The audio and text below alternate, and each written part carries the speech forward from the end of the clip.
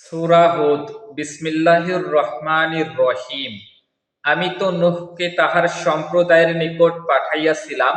সে বলিয়াছিল, আমি অবশ্যই তোমাদের জন্য প্রকাশ্য সতর্ককারী, যেন তোমরা আল্লাহ ব্যতীত অপর কিছুর ইবাদত না করো।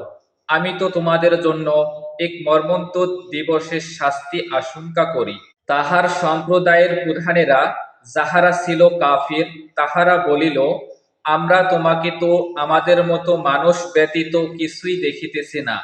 আমরা তো দেখিতেছি তোমার অনুসরণ করিতেছে তাহারাই যাহারা আমাদের মধ্যে বাহ্য দৃষ্টিতেই অধম, এবং আমরা আমাদের ওপর তোমাদের কোনো শ্রেষ্ঠত্ব দেখিতেছি না, বরং আমরা তোমাদেরকে মিথ্যাবাদী মনে করি।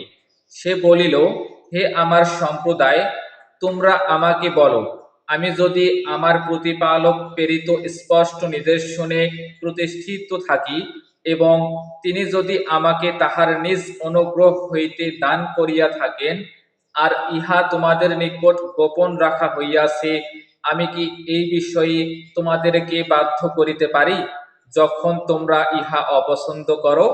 হে আমার সম্প্রদায়, ইহার পরিবর্তে আমি তোমাদের নিকট ধন সম্পদ যাত্রা করি না।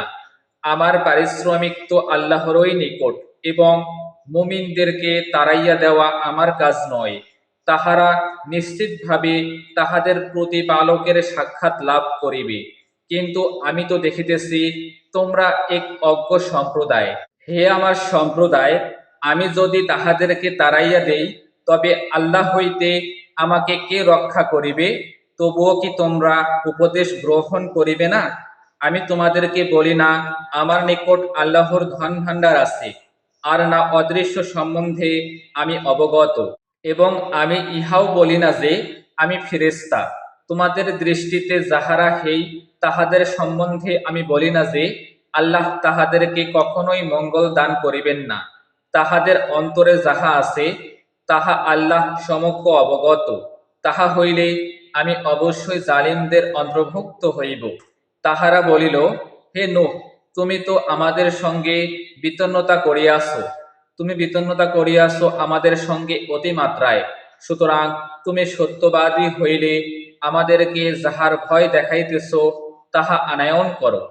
সে বলিল, ইচ্ছা করিলে আল্লাহই উহা তোমাদের নিকট উপস্থিত করিবেন, এবং তোমরা উহা ব্যর্থ করিতে পারিবে না।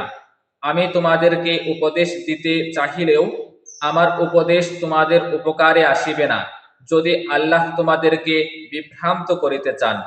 তিনি তোমাদের প্রতিপালক, এবং তাহারই নিকট তোমাদের প্রত্যাবর্তন। তাহারা কি বলে যে সে ইহা রচনা করিয়াছে?